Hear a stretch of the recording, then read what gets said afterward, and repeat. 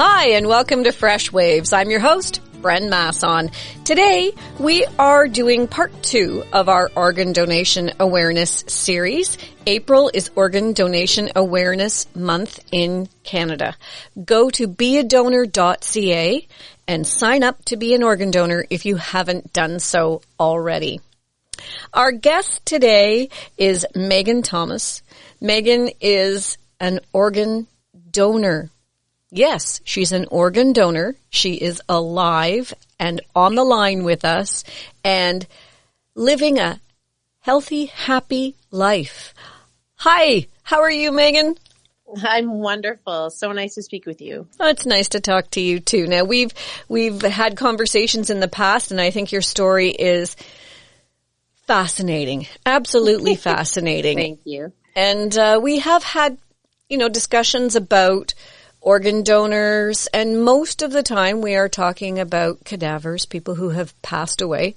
Yes. But there are still options for people who are alive and well and on this earth who can be organ donors. Absolutely. So tell us about your story. How did you being an organ donor start? Absolutely. So, from a very young age, actually, and way back when, so I'm in my early 40s now, and way back when I was a teenager, organ donation was still fairly new, actually, in Canada, especially in Ontario. And a lot wasn't discussed. A lot was certainly never publicized like you're doing today. So kudos to you, for doing this series. I just couldn't be more thankful and excited that you're doing this. Thank you. So my family has been plagued with a genetic kidney disease called polycystic liver and kidney disease for 5 generations now, to be honest. And my mom at the time was diagnosed with the disease, and her health and her life was failing rapidly. So with the team at Toronto General Hospital, it was decided when I was, I think, 17 at the time, that she would be needing to have a liver transplant. And unfortunately, as you mentioned in your intro, back then they were only using cadaver organs, and living donors, there was no such thing.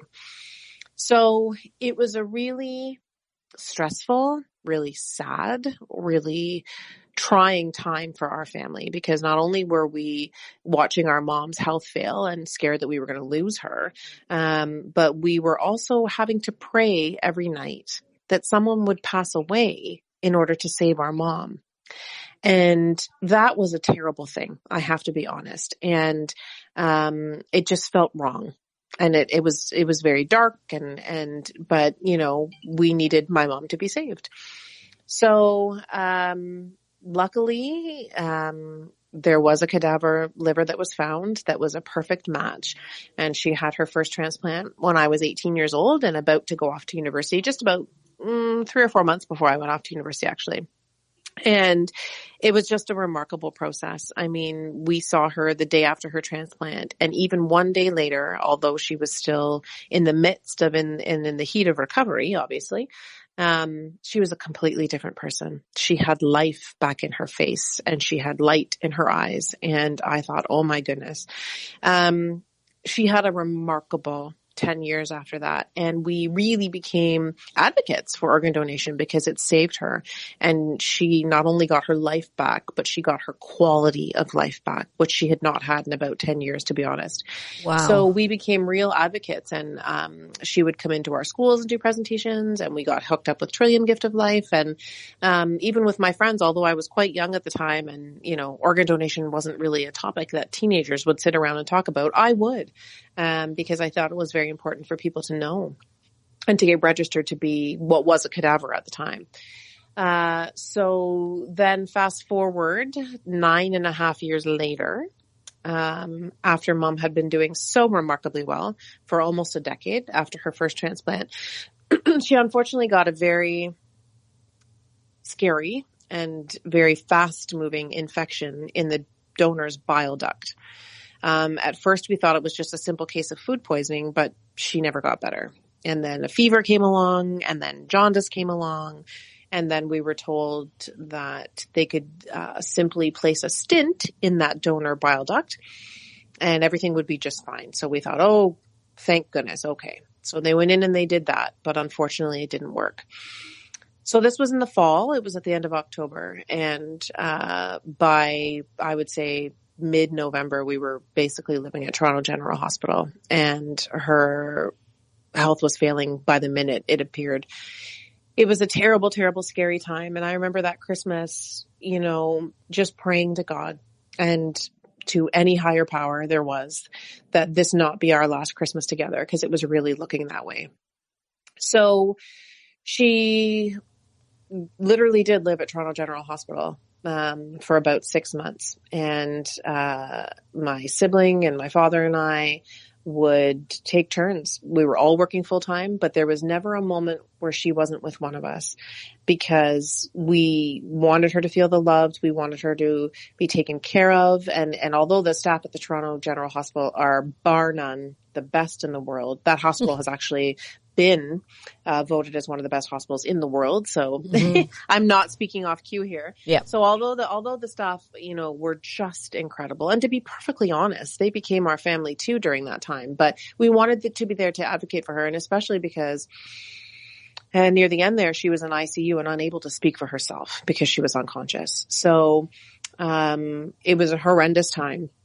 And I remember we spent that Easter day at the hospital with her, and I thought, this is it. This is the last holiday we're ever going to have as a family, and I'm ever going to have a mom. And we were then told that shortly after that she had 24 hours left to live, and basically that we had to say goodbye. And that was by far, obviously, one of the worst days of my life, if not the worst day of my life. And so we were all in her room, and it was just obviously an incredibly trying time. And then the team came in and they said, we found a liver. And it was almost an out of body experience for me, to be honest, because we had been told this wasn't going to happen. And then there were times when we were told as well that because she was so ill that her other organs were failing. And so she may need a kidney and a liver, or, you know, a heart and a liver. And so that was obviously added a lot of extra elements to the situation. So at the end of the day, though, she did indeed only need a liver. The liver turned out to be an absolute perfect match. Wow. And that was almost 15 years ago now. And by all means, she shouldn't even be here. So that liver as well, unfortunately, had to be a cadaver liver, because although they had started to do living donation back then, once you've had one transplant, unfortunately, because of the connections in the liver, it had to be another cadaver donor. Okay. So as much as we were praising God and praising the staff and everyone that assisted us in those 6 months, it was also a very, very sad day for us, because we knew in our best, most brilliant moment, some other family was suffering their most terrible moment and their darkest moment that they'll probably ever face. And in that moment, they decided to help other people's families. And I just can't even imagine what that would be like. And I certainly hope I'm never faced with a decision like that. I know the decision I would make, of course, but I certainly hope that I'm never faced with that. So it was also, you know, like I said, just a very trying time too, because I was just so utterly sad for that family. And we, months down the road, so with the previous donation years ago, we had written to that donor family, and unfortunately they had never written back. And the same unfortunately happened with this donor family too. So, you know, we wrote for years and they never wrote back, and that's okay. That's okay. If that was too difficult for them, that's understandable. But we never knew who the families were, and we never knew who the individuals were that saved my mom, which was always a little difficult for us, because we just desperately wanted to know them and show them how thankful we were and show them how well she was doing. So obviously after that second one, you know, I became even more of an advocate, and I was an adult now. And so it became such a part of my life and such a part of my conversations with people, really on a weekly basis, if not on a daily basis, anyone that would really listen.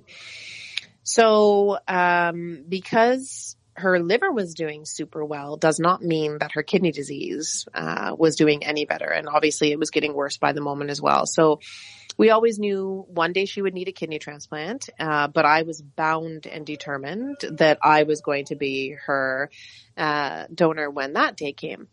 So with that being said, I got my body in super great shape. I, did all the reading on what I would need to do, what my BMI, my body mass index, all of that good stuff would need to be. And I was prepared to donate and keep myself well enough to donate whenever she may need it. So, but sometimes fate and sometimes the universe has other things in mind. So while I was busy keeping myself healthy and advocating and whatnot, one of our good friends of the family who also has the same kidney disease, had been scheduled to have 2 live donor kidney transplants. But unfortunately, in the last days before both surgeries, the donor was unfortunately canceled out because there were health conditions found with them, which was not only devastating for our friend, but it meant that her life, was really on the line and she probably wasn't going to be, living much longer without it. So when I heard this, I kind of had a little light go off in my head and I thought, should I try to be her donor? But then what about my mom? And so we had a discussion, my parents and myself, and we concluded at the end of that discussion that we would try to save her with one of my kidneys and that we would just keep praying that when it was time for mom, someone would come forward and do the same. So I went and got tested. Honestly, never thinking I would be a match. We're not family. We don't even have that much in common, to be honest. So I went and did all the testing, and by the grace of God, we were actually a perfect 9-point match. Wow. Which rarely happens. Wow. So I thought, okay, this is definitely meant to be. So I started the testing in September of 2016, and we found out that we were a perfect match by the beginning of November. And so surgery was scheduled for December 6th of 2016. And it was just the most remarkable, most wonderful day of my life. And, I always say in all aspects of my life, unless you've been through something, you don't know what that feels like. So unless you've lost a loved one, unless you've been through a divorce, unless you've, gone and climbed Mount Everest. You don't know what that feels like unless you've done it. So, when I explain to people that donating that kidney was the best thing I've ever done, and I can't even put into words how incredible it was, I wish I could. I wish people could feel the joy in my heart and the sense of accomplishment and the just sense of relief and everything that I felt that day waking up from surgery.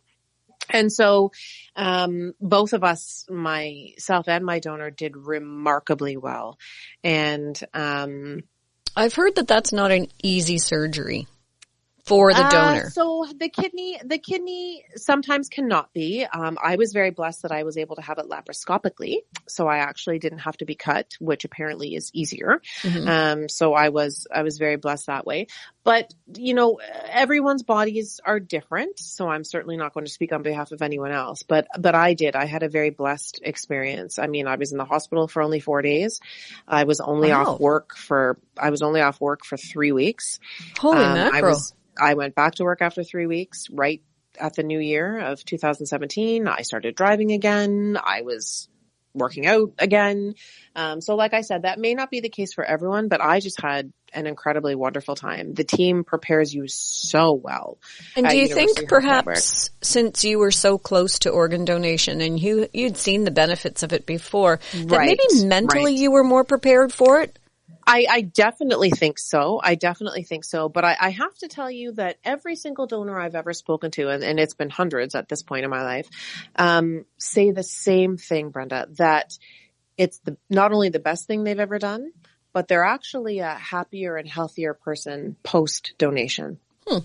And every single donor that I've talked to has said that. But not only have they said that, but they also said that they would do it again tomorrow if given the chance. Wow. So, although all our bodies are different, certainly, and people's experiences are different, I would, dare to say that I think it's been, a relatively, wonderful experience for everyone, because I don't think they would say they would do it again tomorrow if it wasn't, right? Right. And I have never heard, and that's not to say I'm not speaking on behalf of everyone, but all the people I have spoken to really didn't have any complications after it all, and pretty much had the same story that I had. But I do. I mean, I think because, having the one kidney, whether you're a recipient or a donor, you're very encouraged to keep your hydration up and drink lots of water every day and get your exercise in and that stuff. So like I said, we actually end up healthier than we ever were before, which is just incredible. And Yeah. your one kidney, that's remaining, it grows. Which is fascinating, but it actually grows to compensate for the other one not being there. So really, so I guess we lost an organ, but we certainly didn't lose any aspect of our health whatsoever. And, whenever I go annually and get my creatinine and my other kidney function levels tested, my GFR and whatnot, my doctor always says to me, your levels are pristine, and that, everything is fantastic. So Wow. Both myself and my recipient were just so, so, so blessed. And, I continue to educate people about that and do a lot of advocacy work, both in York Region and across the GTA, to be honest with you, in the years after, that December of 2016. And then funny enough, because I had an interesting story about how I came to organ donation, Toronto General really liked to use my story for things, which was fantastic and I thought was so cool.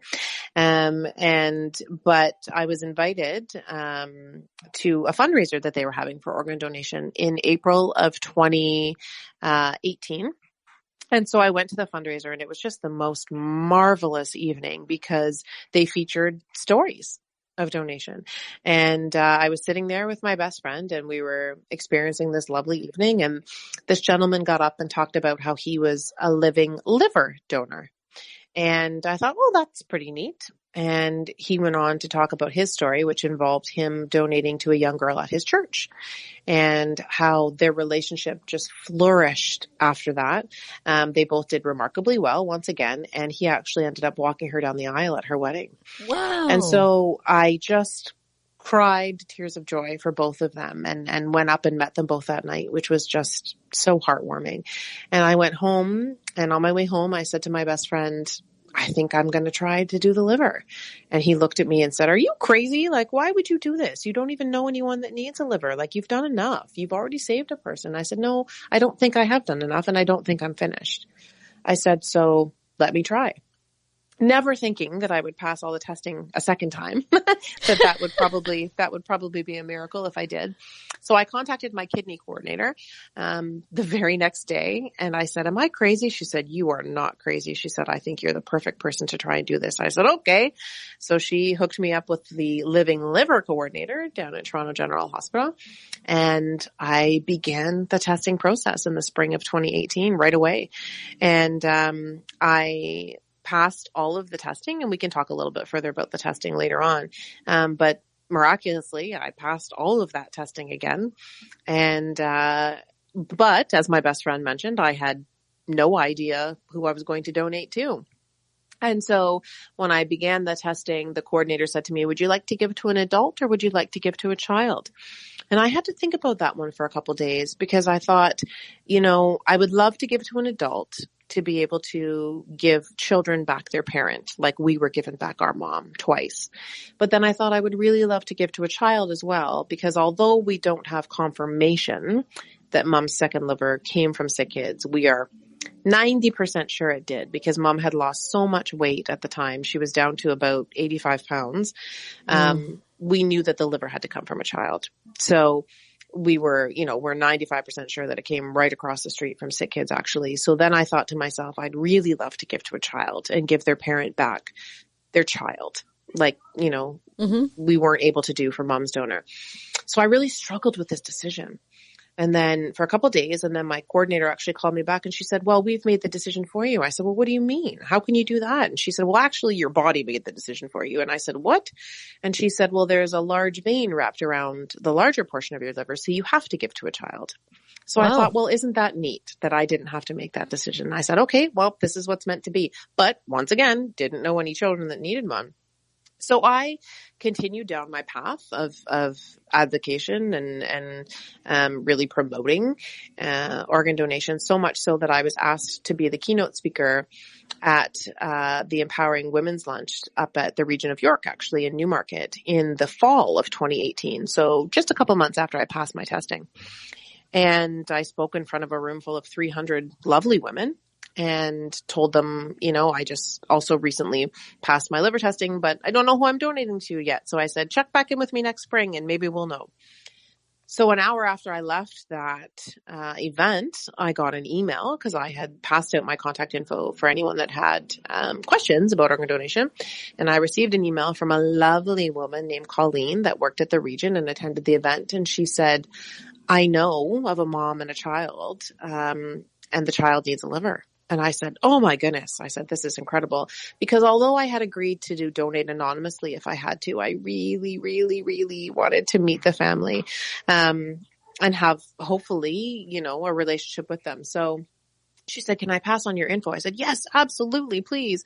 So she passed on my info, and her girlfriend, whose name is Bonnie, called me, and we had the most amazing chat. But unfortunately, or fortunately, whatever way you would like to look at it, her daughter was not yet at the point where she needed a transplant. So she very much will be one day. She has a disease called biliary atresia that affects the liver, but it wasn't time yet. So we were both disappointed because I explained to Bonnie that I had to do it the next spring because the testing in Ontario, at least, is only good for 1 year.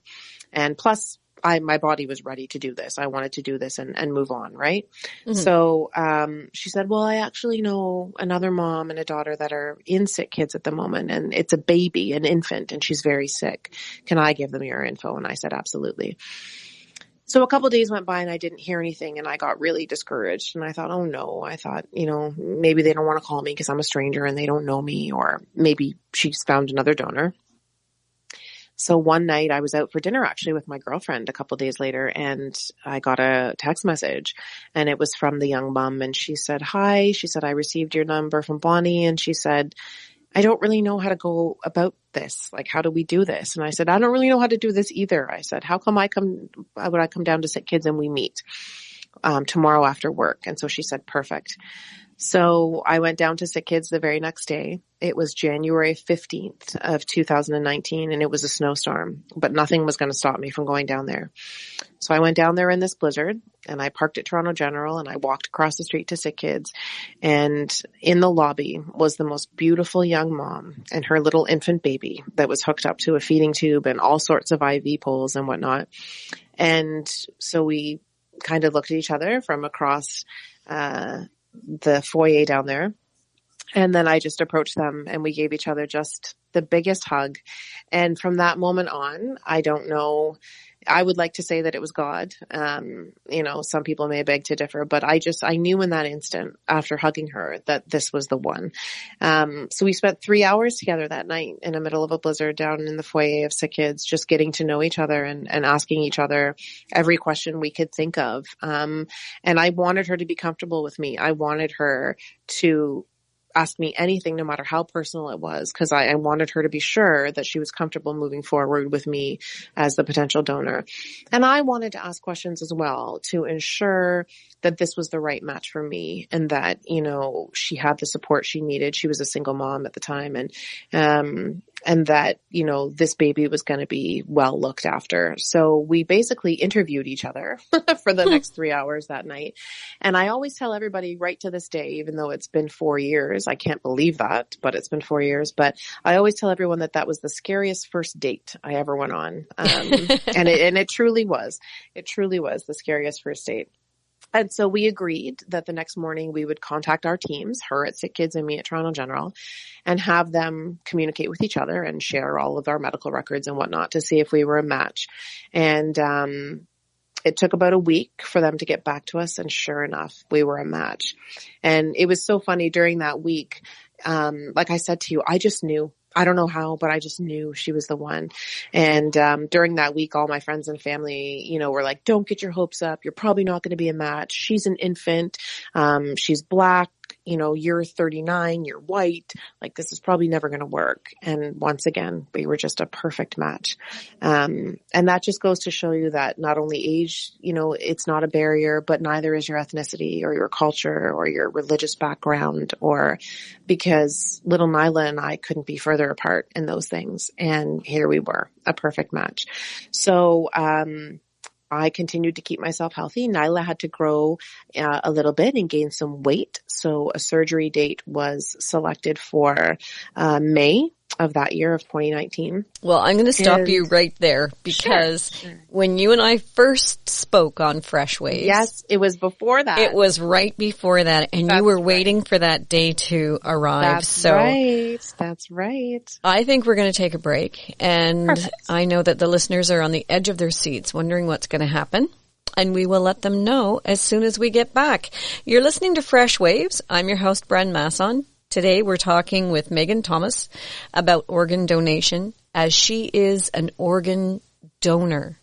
Stay tuned. We will be right back. And if you haven't done so already, go to beadonor.ca and make sure that you register to be an organ donor. April is Organ Donation Awareness Month in Canada. If you haven't already done so, please go to beadonor.ca and register as an organ donor. It only takes a second, and it's a decision you'll never regret. Be a donor. Save a life. Go to beadonor.ca. Today I'm gonna try to change the world.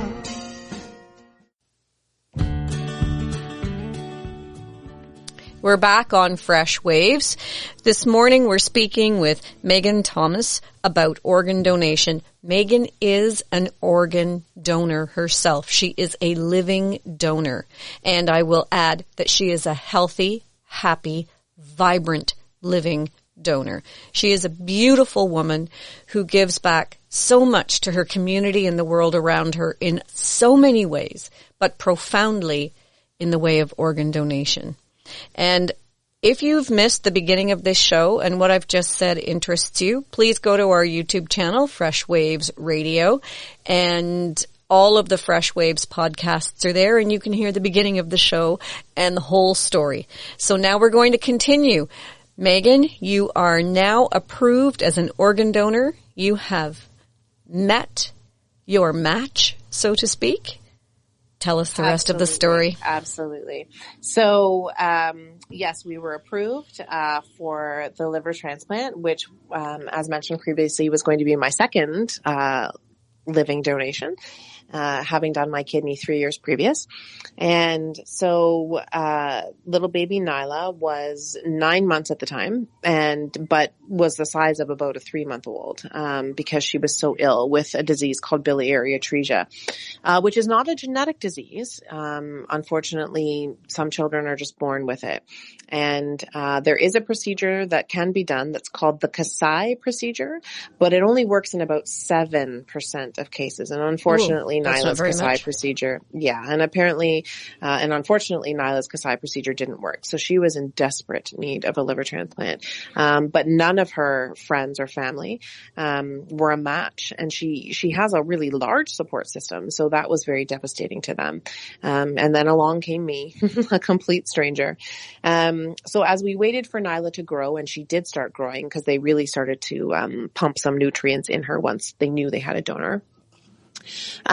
It was also found that Nyla was probably going to need some veins and some vessels during the procedure as well. So, my team said to me, this would be a second operation during the liver donation. And we would take them from your legs. But they said, you don't have to do it. We can pray that there will be cadaver vessels and veins on the day of surgery. They said, but if there's not, we're going to have to cancel the surgery. And I said, absolutely not. I said, nothing is stopping me from doing this in May, and nothing is stopping me from saving her life. Her first birthday was in May, and I wanted to do this for her. For her birthday, I wanted to give her back her life and her second chance at life. So I went and had another full day of testing done. which I had never had to do with the kidney, in order to see if my veins and my vessels were appropriate in my legs. So I went for this very, very, very special ultrasound. And I held my breath the whole time. I was so scared that, cause I'd never had them tested, that they wouldn't be okay.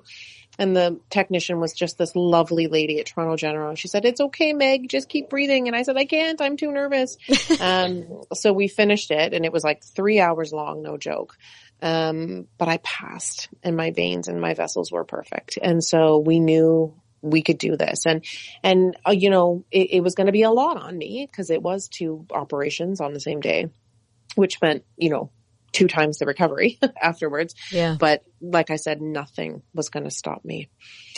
So we got to our day, and it was May 23rd, 2019. And my 2 best friends picked me up at home at 3:00 in the morning, and we went down, and I went into Sick Kids because I just had to see her. I had to hold her. I had to see her. I had to pray with her before surgery. So we did that, her mom and I.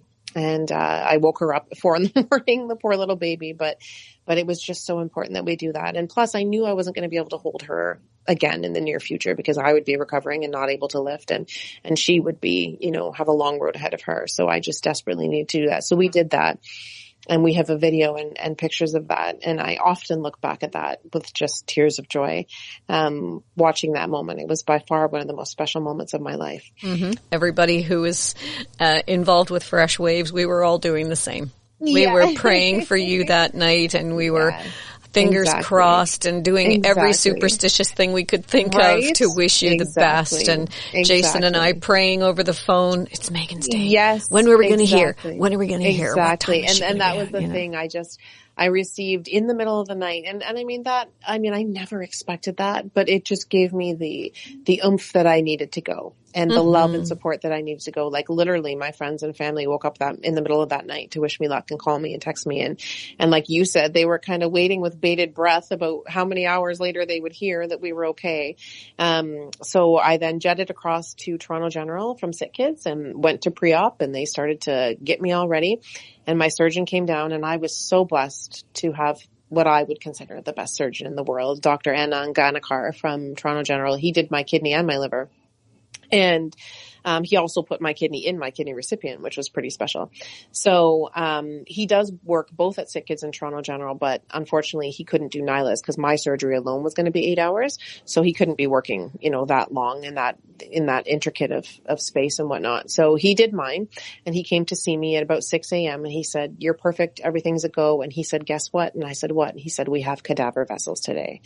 And that was a big relief for all of us. Yeah, it was a big relief. So although we were prepared, I think that was definitely God saying, "You know what, I'm going to take this off your plate, Meg." So that was good. So away I went, and I waved goodbye to my friends who were standing there bawling.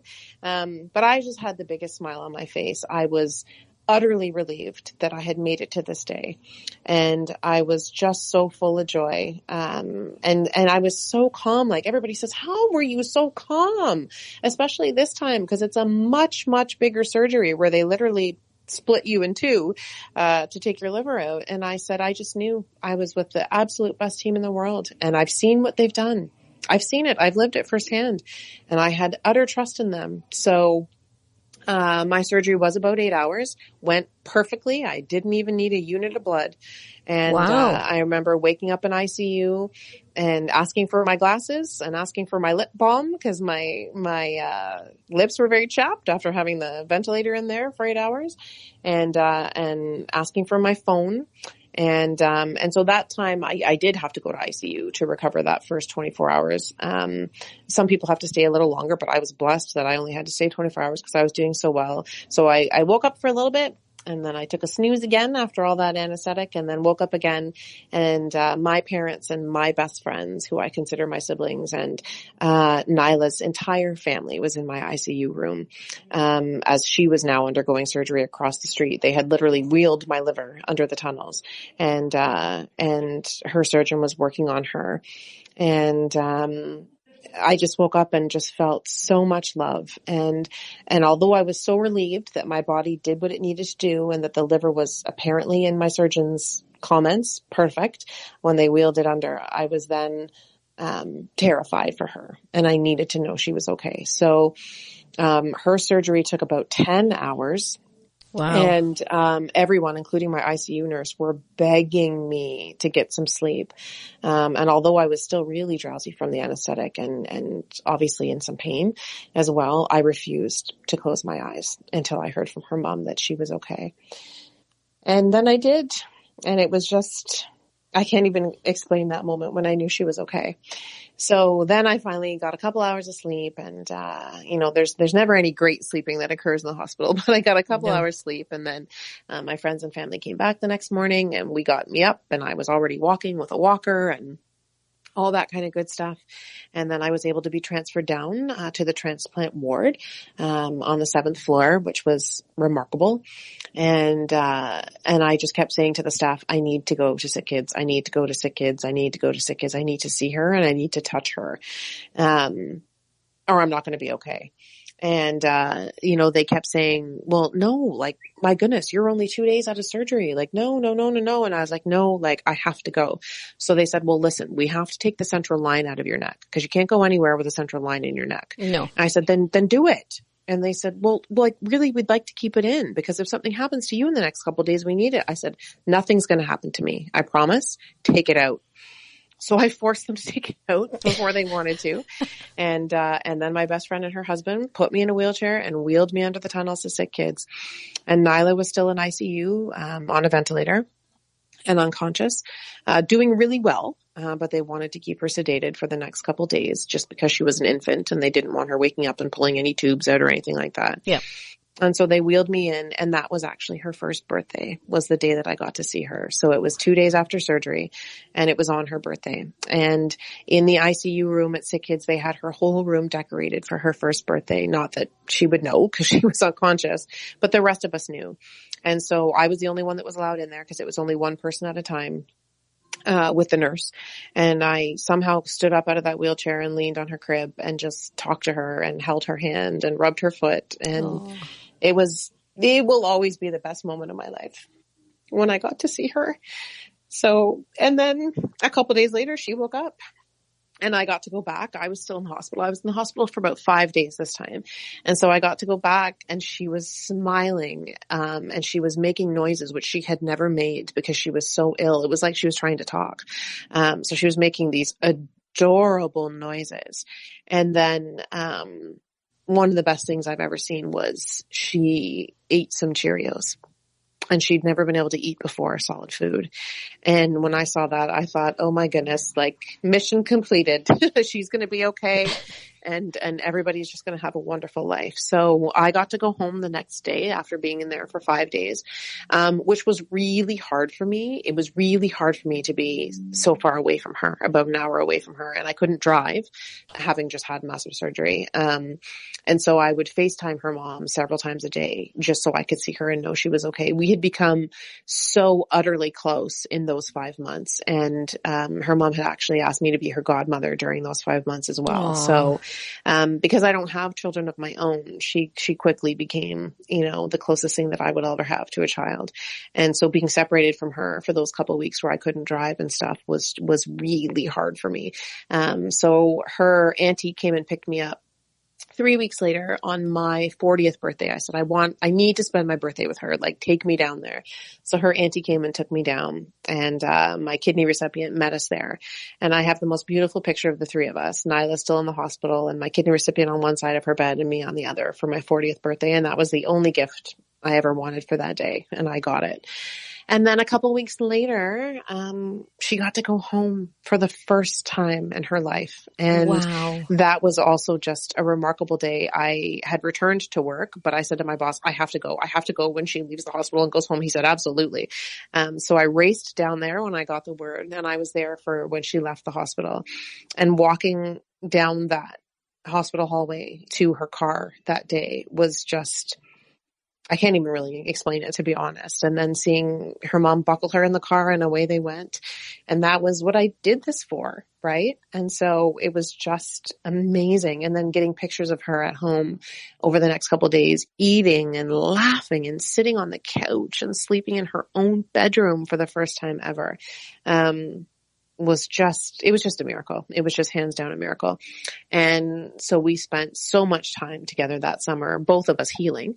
But we both did so well. And every time she would go down for a checkup, the doctors were amazed, because she had spent the first year of her life there. They were very honest with us and they said, she's going to be very physically delayed and have physical disabilities. She's going to be very developmentally delayed and have developmental disabilities. And we didn't care one iota. As long as she was healthy at home, we didn't care. And I actually work with individuals with people with disabilities for a career. And so I knew that we would be able to handle this no matter what we were faced. But every time she went down, they just were amazed and at her progress. And she was sitting up, and then she was crawling, and then she was walking, and then she was talking, and then she was, and nothing that we had feared and nothing that they had initially said came true whatsoever. She is the healthiest, most incredible, most happy, most sweetest little soul you've ever met. And this past September, in September of 2022, I was able to take her for her first day of kindergarten, which will also be one of the best days of my life. Mm-hmm. And so we walked to school. She's so lucky that her school's so close. So we walked there, the two of us, and we met her teacher, and she went and stood in line, and all the other little kids were crying because they were scared and didn't want to leave their mummies and daddies. And Nyla stood there. She introduced herself to everyone. So brave with her backpack on. And then the bell rang, and in she walked. She turned around, she waved to me, and she said, "Bye, Auntie Meg." And in she went, like just this little trooper, never once shedding a tear, so brave and so bold. And so then I started bawling, and all the other parents were bawling too because their little ones were off to school. But I was bawling because I thought, if you people only knew what she had been through to get here. So I was bawling for a different reason that day, but also because I was just so utterly proud of her. And so she is just doing so well in schools, and all the teacher ever does is just really brag about her and say, not only is she an excellent student, but she's a kind, happy little human being. And apparently one of the best singers in their crew as well, which is kind of neat. Isn't that sweet? So back at Christmas time, they were having their first holiday assembly. And I said to her, "Mom, I want to go." And she said, "Oh yeah, you need to come because the teacher called me and said she was winning an award." And I said, "What?" So we went to her holiday assembly, her first one ever, being in junior kindergarten. And for all of kindergarten, and they have 4.5 classes of kindergartners, she won in December the Academic ACE Award. And I stood there once again, and I just bawled while videotaping her receiving this award. And I thought, would you look at this? Here they told us she would be developmentally disabled, and she is winning the Academic ACE Award for all of these classes in her first semester ever of school. And, so if that doesn't show you what transplants can do, I don't know what else will. So, yeah. She's very blessed to have an Auntie Meg. She certainly is. She's a blessed little girl. And I am just as blessed to have her, there's been such hard moments since who on earth would have ever known that, just 6 short months after doing our transplant, there would have been a worldwide horrific pandemic.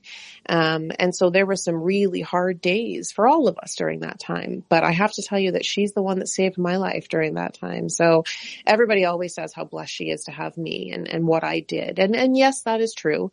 But I am just as equally blessed to have her because she, these last couple of years, has just returned the favor and saved my life twice over, I would say. When I've been through some very difficult things, like the passing of my grandmother, who was my best friend, and, some really hardships at work because of the pandemic and whatnot. So I would say that we're equally as blessed to have each other, for sure. Wow. What a story. I just wipe away my tears and get on with the radio show. Oh my goodness. Wow. Well, Meg, I don't know. I followed you on Facebook, and I listen to people say horrid things about Facebook all the time, and I agree with most of them, except that there are some exceptionally wonderful aspects of Facebook. And one of them is that by posting what you did, on social media, we were able to feel like we've been on this journey with you in some little tiny way. Yeah, and exactly. Watching her grow and watching you grow and the two of you together is just spectacular. Thank you. Yeah. It's just fantastic. And I hope it will be such a good, even educational piece, for others out there to show them that yes, your life will be different after donation, but it will be 10 times better. That's how it will be different. It will be 10 times better. And we've been so blessed to be able to share our stories. I mean, you've been so wonderful to share our story. And, also, University Health Network and Trillium Gift of Life have also been wonderful. So just 3 months after our transplant, they had their first ever, recognition awards for transplantation down at UHN in partnership with Trillium. And I was asked to be the keynote speaker. And so we got to share our story there, which was remarkable. And they do use our story often, which I absolutely love. And I'm just so proud of that. If we can help even one other family be saved, let alone, I'm hoping, several others, that is my aim here is now, while I'm alive, unfortunately, other than blood and platelets, there's nothing else I can donate, which I do donate those every 4 months as well. So while I'm alive, there's no other organs that I could donate. So by still continuing this advocacy and still speaking with amazing people like you and initiatives like you're doing, it still gets the story out there and it helps other families. And something that I must mention that's new since the last time we spoke is I've been connected with the most incredible organization called Transplant Ambassadors.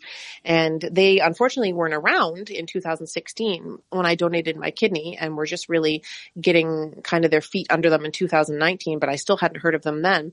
But their whole purpose of the organization is to assist people in transplantation and assist donors in connecting with recipients and recipients in connecting with donors, and just assisting through the whole process from testing right up until after the donation. So that's been the most remarkable organization that I've been able to not only be in contact with, but I'm very proud to say that I'm now a transplant ambassador for University Health Network as well. Of course you are. And you will be the president of the association soon. It's just how you rock. So I would encourage everyone, if I may, to visit their website, transplantambassadors.ca. And they have just incredible resources and volunteers that are willing to help. But not only that, but they've also just created this incredible format where both donors and recipients that are looking for recipients or donors can share their story on their website and get connected with each other in order to do that, which is just outstanding. That's fantastic. And something that's been so beautiful to watch. So I encourage everyone, like you said before, to not only register at beadonor.ca to become a donor, whether when you're living or when you're deceased, but I do strongly encourage it while you're living so that you can experience this and have your best life ever.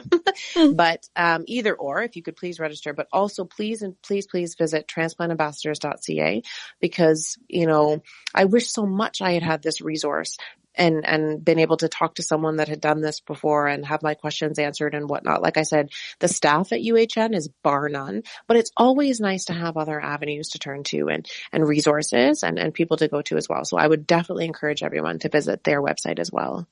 Well, one of the things that I've always had a problem with the transplant process is the fact that here in Canada, there cannot be any monetary exchange. You cannot buy organs, and that I agree with.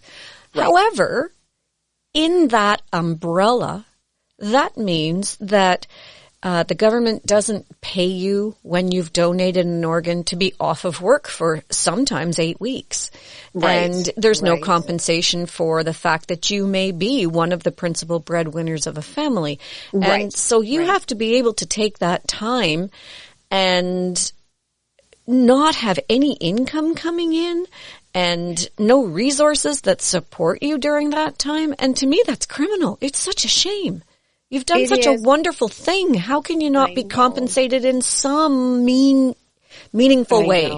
I know. It is. I was very blessed both times to work for the organization that I do, and my board of directors, I actually lead the organization, and my board of directors was utterly supportive. So I ended up just being blessed enough to be able to take my vacation, and use those days in order to do both those surgeries. But like you said, not everyone is lucky enough to have that. And I don't think I would have been able to do this had I not have been able to, because I live alone and I'm the sole breadwinner in my family, my little family of one here. So, I wouldn't have been able to do that had I not have had such a tremendously outstanding board of directors here at Clerico Place of York Region. But you know, they have come a ways in that area, Brenda, but certainly not near as far as they should, like you mentioned. So, but that's why organizations like Transplant Ambassadors can help be that resource and help connect you, to the other organizations that you need, in order to help get you through this. But, you know, they've come a long way since my kidney donation in this aspect. And I'm praying that with each year that passes, it'll be even further, and that one day soon, you know, legislation will pass that donors will get compensated for what they need for however long they're off school or they're off work. Cause, you know, some individuals are even in school too. So exactly.